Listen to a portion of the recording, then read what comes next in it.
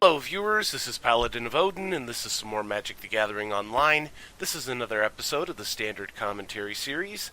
Ooh. Alright then, we've got Gruul Aggro versus Golgari Aggro. Gruul attacked in with his Voltaic Brawler, made it a 4-3, cast Invigorated Rampage on it.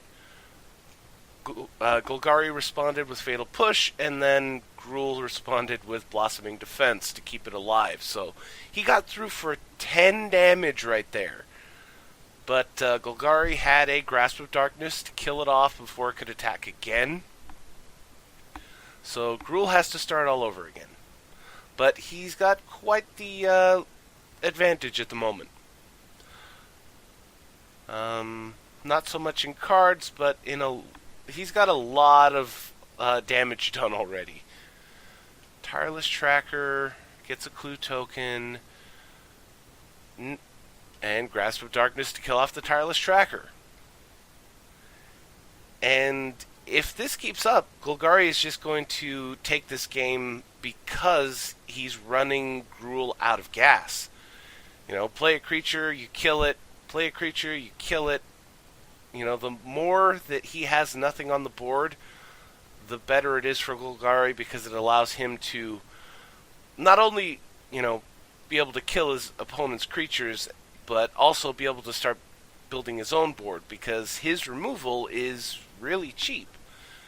Fatal Push is only 1, Grasp of Darkness is 2. So, you're looking at the possibility of very easily being able to kill any creature your opponent plays and then also play almost any creature from your hand. Verdurous Gearhulk. So now he's got a 5-6 Winding Constrictor and a 7-7 Verdurous Gearhulk. He attacks in with the Constrictor, no blocks from Gruul, and, that's not surprising. He's at 20. Taking 5 here is no big deal. But the important thing is that he has to deal with this 7-7 Trample because of how big it is, and then the fact that it has Trample means that most likely he can't really stop that thing, 1-1. It's going to have to be 2-1 or, maybe even 3-1 if he's playing boost spells.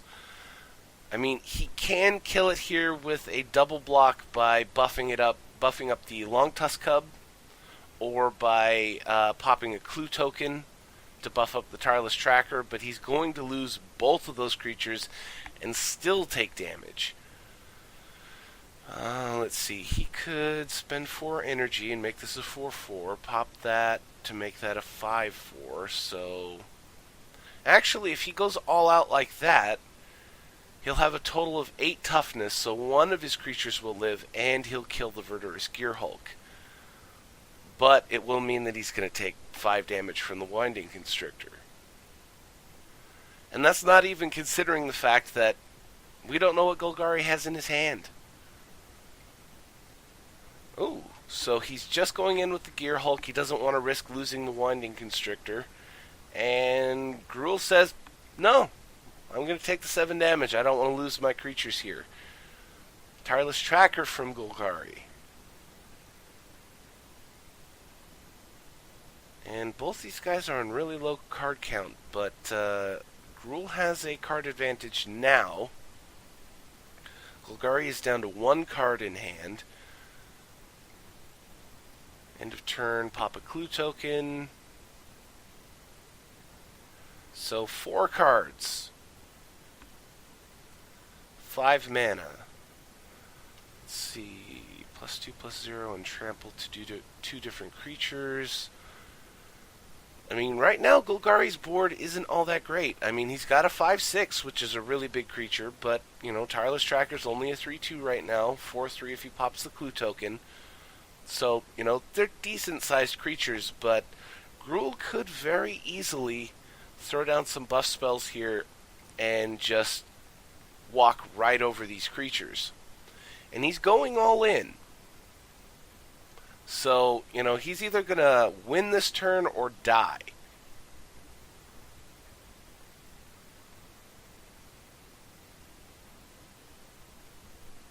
Okay, double block on the Tireless Tracker.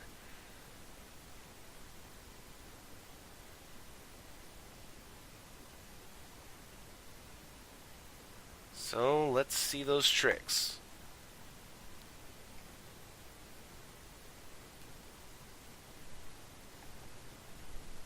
Invigorated Rampage. He's going for the big buff on the Long Tusk Cub.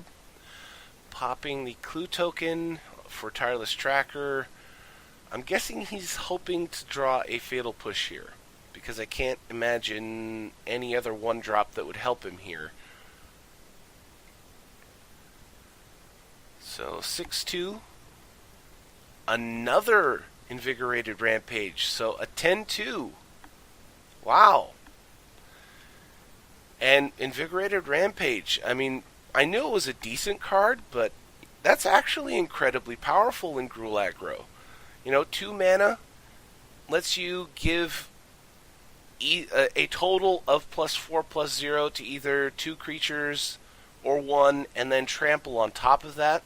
And trample is a very important thing, because only a couple of Gruul Aggro's creatures normally have trample, and unless your opponent has something like, you know, Golgari Aggro does, where they just put out a ton of +1/+1 counters to make their creatures bigger, your opponent's creatures typically aren't all that big. So being able to trample over the top of them is very key to Gruul's success here. And Invigorated Rampage, very powerful card. Well, unfortunately, Gruul Aggro had to mull down to 5. And that is really bad news for him. But considering it could have been a lot worse, and Gruul Aggro doesn't really need a whole lot of cards to get going quickly, you know, provided he keeps drawing gas after he gets, you know, 2 or 3 mana. I mean, they can run on 3 mana and still win. Tune with Aether. Oh, and something I just realized I should probably mention. I apologize about my voice, you know, if it's messed up, but, you know, I'm still recovering from an illness. You know, I'm fine, it's just my voice hasn't come all the way back. Alright, so there's the Brawler, there's Long Tusk Cub, and he's got 2 energy, so he could buff up the Cub to a 3/3. So the Cub is potentially lethal to the Voltaic Brawler right now. Nissa, Voice of Zendikar. Makes the plant token. And he's going in. Buffs up to the 4/3. Oh, doesn't need to use his energy. Fatal Push to kill off the Voltaic Brawler.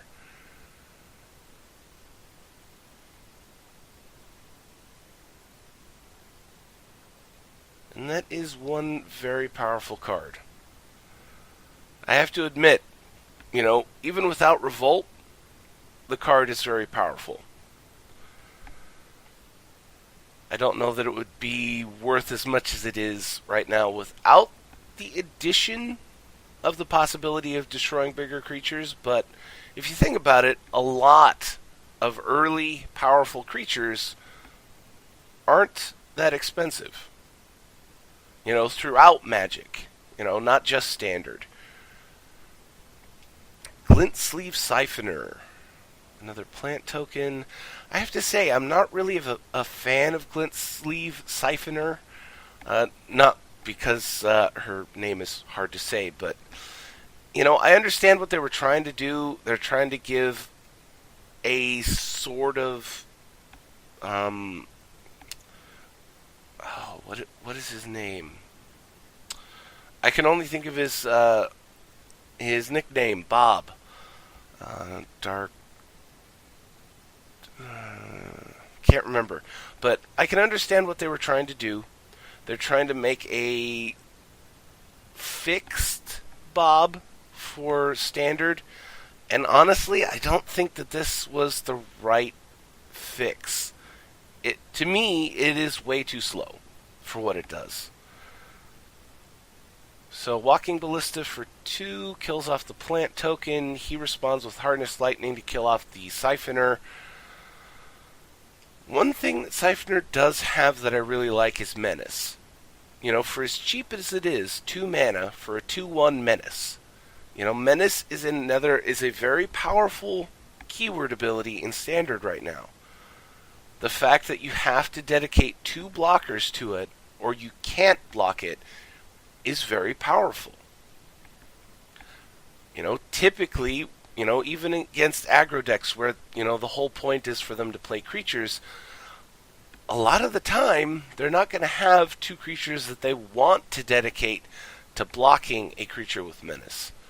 Unless that creature is the biggest creature and they can either kill it or, you know, save themselves from taking a lot of damage. You know, something like this typically is going to get through for 2.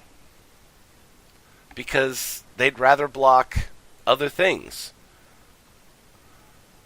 But plant token blocks the Longtusk Cub, takes 1 damage, throws down a Bristling Hydra, which, you know, I'm still not the biggest fan of Bristling Hydra. You know, 4 mana for a 4/3 that gives you 3 energy. You know, if your strategy is heavy on energy, you know, it's a decent trade, but his second ability, to me, just is not powerful enough to bother with. 3 energy gets you a +1/+1 counter and gives it hexproof until the end of turn. Grasp of Darkness on the plant token. He wants a free shot. Let's see. Bristling Hydra is going for Nissa, and then the rest goes to face. Now, in this deck, though, Golgari Aggro. Sorry, had to take a drink of water to see if that would help. In this deck, though, with Golgari Aggro, Bristling Hydra is a little bit better just because of the possibility of Winding Constrictor, making that 2 +1/+1 counters instead of 1.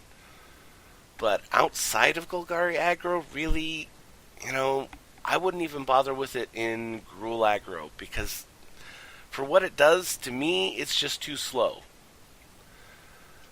Nissa and Aethersphere Harvester. Grasp of Darkness on the plant token. Nissa for +1/+1 counters all across the board. 3, 4, 5, 10. So he kills off Nissa. Deals 5 damage. His opponent is at 12. And he concedes. And again, you know, it might have been because he had to mull down so far, but at the same time, you know, Golgari had answers. Had a lot of answers when he needed them. And, you know, that is one of the things that Golgari Aggro has over Gruul Aggro, is the fact that it has such a wealth of cheap removal. And removal is kind of key in situations like this. You saw him. He was just like, no, I don't want you to have a single creature so that I can attack all in and get damage done where I want it done. You know, it meant that he was killing 0/1s with Grasp of Darkness, but more importantly, he was getting damage done where he wanted to. You know, killing planeswalkers, going for the face. But this video is running long, so I'm going to end it here. Again, sorry about my voice. That was Gruul Aggro versus Golgari Aggro. And honestly, I can totally see why Golgari Aggro is sitting at the top of the leaderboards in deck lists right now. But if you liked what you saw, hit that like and subscribe button for me, and I will see you in the next video.